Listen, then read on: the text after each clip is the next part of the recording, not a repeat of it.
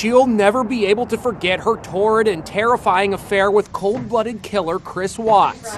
Amanda McMahon met Watts on the dating site Tinder last March, 5 months before he strangled his pregnant wife and smothered his 2 little daughters. I'm doing my speech on relationship deterioration and repair, and this is my PowerPoint to help you. Deterioration.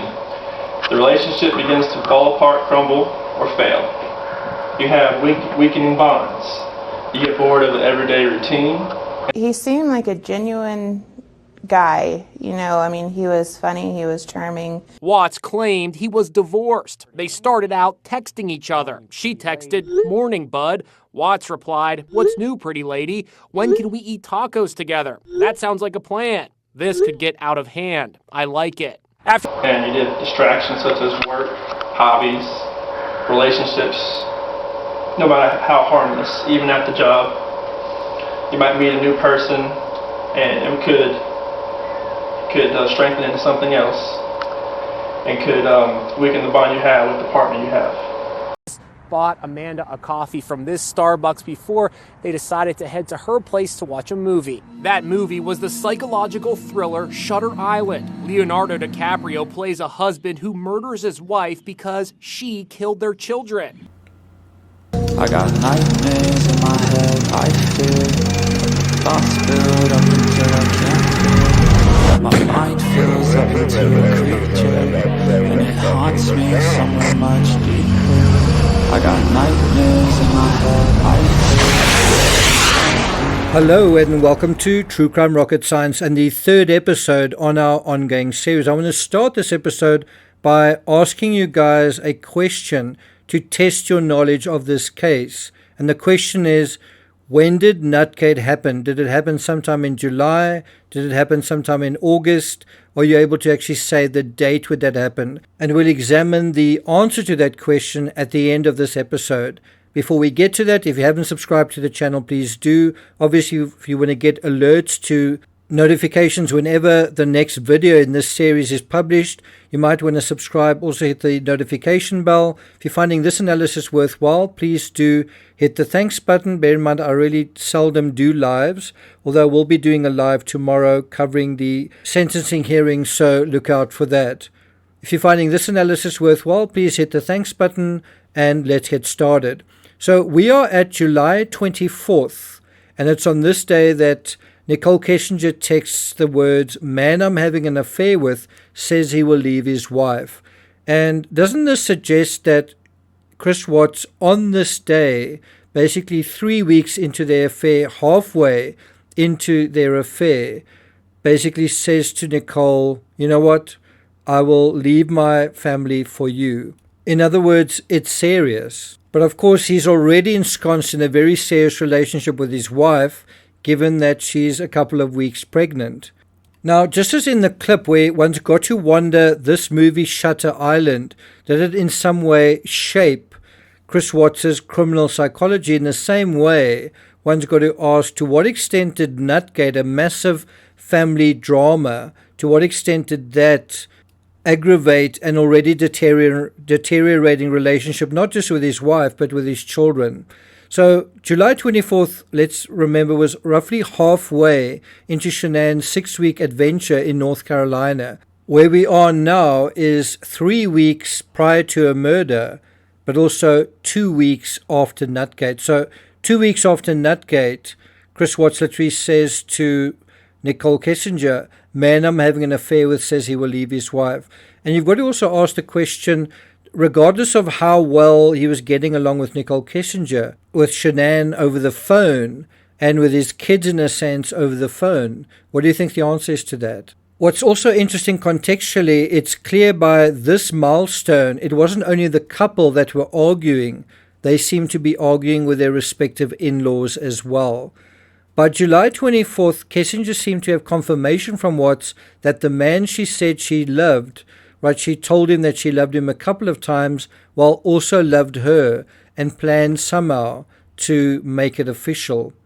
On July 24th, Shannann's mother called Watts 12 different times. So you really get a sense that on this day, something really big happened. Also, something I think happened to Chris Watts that made him unavailable on this day to Shan'ann. And it's really interesting that on the same day that he's unavailable to Shan'ann for an extended period of time, causing his mother-in-law to get quite upset, he also declares that he's going to leave his wife to Nichol Kessinger. So you kind of get the sense that he's not only hardening his heart at this point, but he's really made a decision.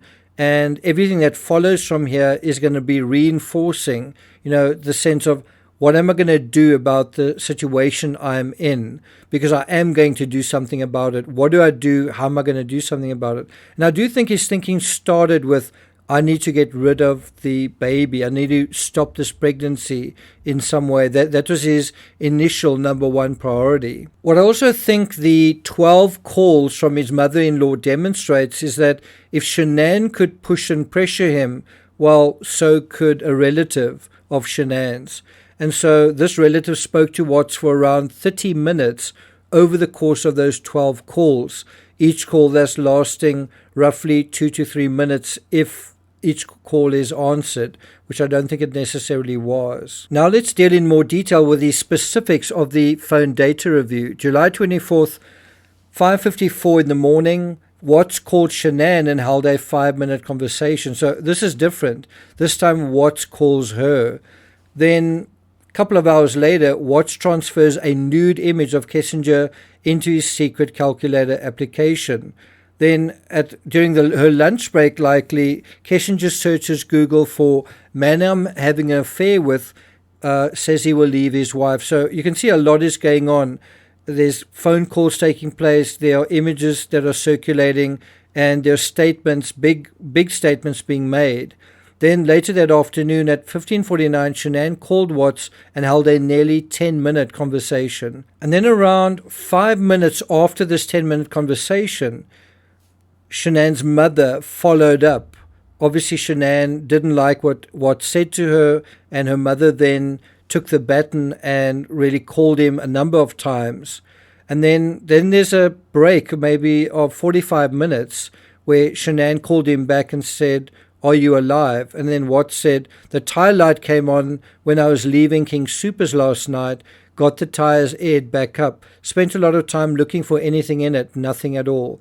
And so it seems as if Chris Watts is basically explaining his absence the previous night, and that this is what everyone is concerned about, is like, where were you last night? Shan'ann then says, "You could have answered or texted back. I thought something happened, but you don't care about others' feelings." And Shan'ann is actually exactly right. He has literally stopped caring about Shan'ann in a significant way, because he started caring in a significant way about Kessinger. And then Shan'ann even says this, "All think you're with another girl," meaning, I think you could be with another girl, that's why you're not caring so much. Or worse, no consideration of others. And you can imagine Shan'ann suggesting this is basically putting Watts on high alert. The fact that she's actually verbalizing this, and it's true, means that he's got to be extra careful now to contain and to control the situation. Again, bear in mind that Shan'ann is basically suspicious of the affair and mentions this to him 3 weeks before her death. And then immediately after this conversation, at 7:28, Watts searches Google for Victoria's Secret at the Orchard Town Centre. Presumably he's going to buy lingerie for his mistress. Then about half an hour later, Shan'ann told Watts, "I realized during this trip what's missing in our relationship. It's only one-way emotions and feelings." She's absolutely right. And she says, "I can't come back like this. I need you to meet me halfway. You don't consider others at all, nor think about others' feelings." Watts replied that he was sorry and he loves her. Now, what Watts is trying to do is say whatever he can say to get Shan'ann off his back. He needs to try and comfort her, soothe her, basically postpone all of this drama so that he can get back to what he wants to do. And so Shan'ann says, "I try to give you space, but while you are working and living the bachelor life, I'm carrying our third and fighting with our 2 kids daily and trying to work and make money. It's not hard texting, love you and miss you." And she's right. "If you don't mean it, then I get it, but we need to talk. I kept looking at my phone all night and no response from you. Like, seriously, we didn't just start dating yesterday. We've been together 8 years and have 2.5 kids together. So she's really reminding Chris Watts of his commitments, and Chris Watts has really just made a commitment to someone else. And guess what? This isn't going to change his mind. He just needs to think of whatever he can say in terms of this decision so that Shan'ann will sort of get off his back. And then 10 minutes after that, Shan'ann called Watts and they held a 17-minute conversation. Now we can also see how smoothly and easily Watts lies to Shan'ann about where he was, because he certainly wasn't where he said he was, and he wasn't doing what he said he was doing. Cheating in general, but conducting an affair in particular, requires planning, foresight, and knowing how to plausibly account for downtime. All of this was practice for the dark arts that were brewing in the back of his mind. And when Chris Watts felt that he could easily lie to Shan'ann and get away with it, he probably thought he could do the same with everybody else. We can see that July 24th was also the first time Shan'ann truly saw beyond Nutgate and realized something was very wrong with him and their marriage. So for a long time, I think she was thinking she was out of line, she erupted during Nutgate, and that is what was making him a little bit cool towards her. And I think this suited him. She even mentions it to him having another girl, which Watts craftily let slide. But this was late, too late. It was already more than 3 weeks into his sexually active affair, and he'd already committed himself to his mistress, and apparently she to him. Shan'ann's suspicions at this point were a serious threat to his future now, and his future plans. What could he do about that? Also, Shan'ann's suspicions would also end up being a danger to herself. In total, Shan'ann and her mother spoke to Watts for over an hour on July 24th, a new record. Okay, now let's come back to that question. On which day did Nutgate occur? Answer, July 9th. And on that day, Shan'ann wrote, "My heart is still racing 30 minutes later," and tears of anger. Watts would later say about that day, "On that day, you drove a dagger between me and my father." I think a valid question to ask is, would this crime have happened without Nutgate? What do you think? I'm not going to take it further than that. Thank you for listening, and I'll see you guys next time.